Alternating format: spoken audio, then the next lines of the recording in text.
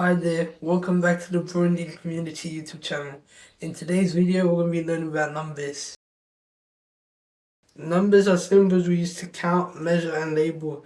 They are fundamental in mathematics and everyday life. For example, we use numbers to count objects.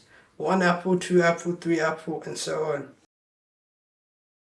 When we look at numbers, they come in different varieties, such as natural, whole, and integers. Natural numbers are numbers we use for counting, such as 1, 2, 3, and so on. Whole numbers include all natural numbers and zeros, so 0, 1, 2, 3, etc.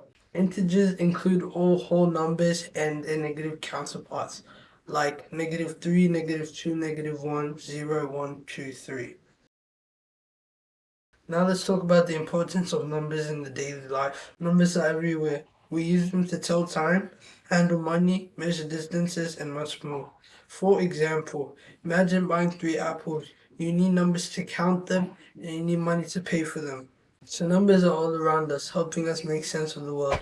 In our next video, we'll be talking about basic addition. Thanks for watching. Don't forget to like, subscribe, and hit the bell icon for more maths videos.